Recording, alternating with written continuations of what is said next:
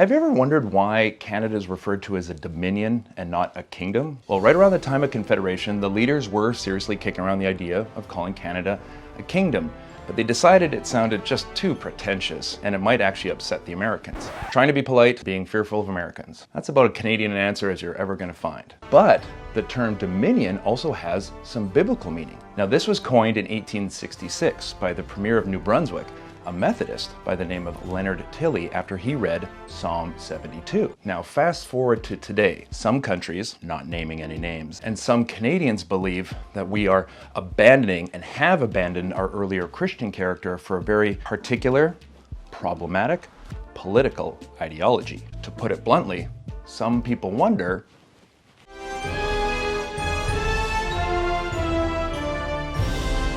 now, as a historian, I want to look very briefly at this topic by going back about 100 years. At the turn of the 20th century, this is when Protestant Christianity was very active and very effective in shaping a lot of cultural policies for the Dominion. Now, they did this by putting a lot of time and money between home and foreign mission boards. They were very en vogue. French.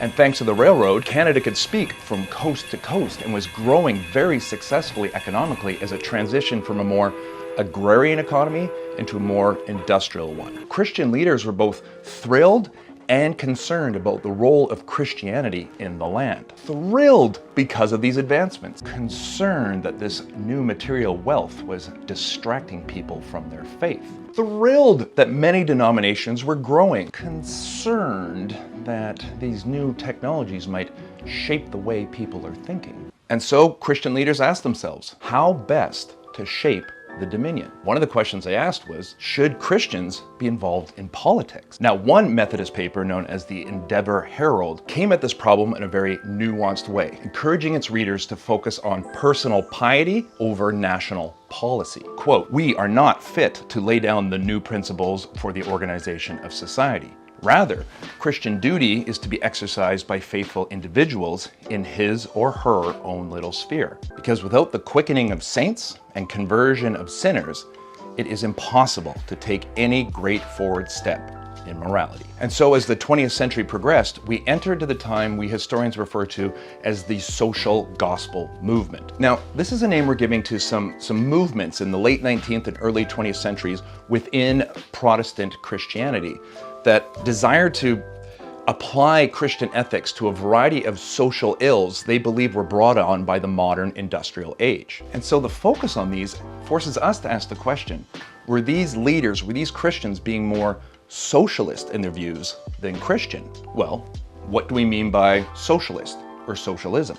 I'm defining it as a social and economic philosophy that attempts to reduce inequality among different social classes of people through creating a more equal distribution of resources. Another approach is to provide comprehensive social welfare services funded through taxation.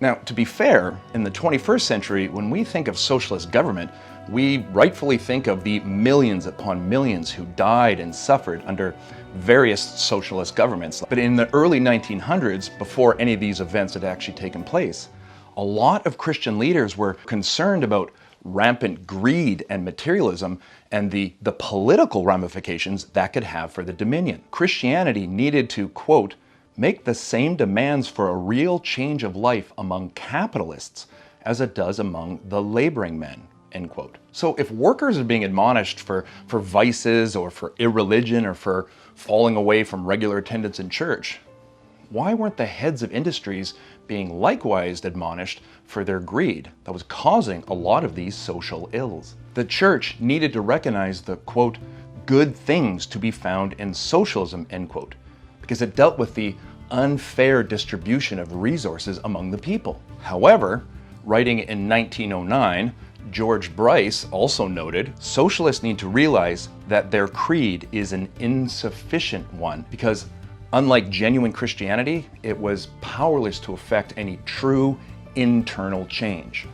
In these times when higher criticism of the Bible and Darwinism were challenging ancient interpretations of Scripture, churches served the nation best when they began to interpret the love of God as found in the Bible into social service. Now, this is a bit of a controversial stance because there are some scholars, leaders, and laity who believe that these church leaders' attention to social ills actually, and somewhat ironically, helped create the secularization we're dealing with in Canada today. The early part of the 20th century is also when premillennial dispensationalism was growing in popularity, most articulately put forward by people like C.I. Scofield.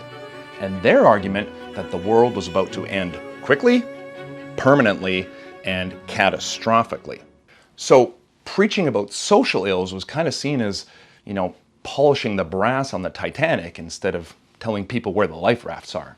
For many Christians at this time, the focus on these social ills was not spiritual neglect, because attention to social ills was not seen as a worldly endeavor, but actually a two-pronged approach to spreading the gospel. Prong one: it is very difficult for a person to focus on the gospel when he or she is starving, or if his or her children are starving or sick or unable to pay their bills. Substantial amounts of time and resources were dedicated to these causes in the hope and belief that fed, healthy, and employed people would be more receptive to the gospel and to the church who cared for them. Prong the second: such social care offered an antidote to fears about Canadian irreligion. Returning to George Bryce, he pointedly stated, "What reason has the Christian church for existing? Many persons are now asking."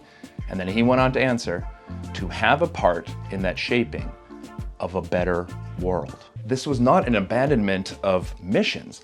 This was incarnational theology that attempted to care and feed the masses, just as Jesus had modeled for us. Their concern was that, because nature abhors a vacuum, a gospel being preached with no social conscience would leave Canadians' social structure to the shifting and self-focused morals of politicians, capitalists, and lawmakers. In the words of Anglican leader Dyson Haig, a social gospel taught anyone believing and professing Christ is called to be a missionary. This was the way to strengthen the invisible spiritual pillars that these leaders believed were upholding the Dominion, through committed Christians exercising their faith in the public sphere, which could include political action, as Christians were invited to join together and make sure that rampant materialism did not win the day. Whatever your thoughts are about the Canada of today, historically speaking, we have to recognize that one of the legacies of Protestant Christianity in Canada, in a time when such thinking was a dominant cultural influence, was to recognize that they believed in a God-given mandate to preach the gospel and serve in word, yes, and in deed. Now, these social gospel movements proved very divisive in American evangelicalism, but such divisions were very muted in Canadian Protestantism.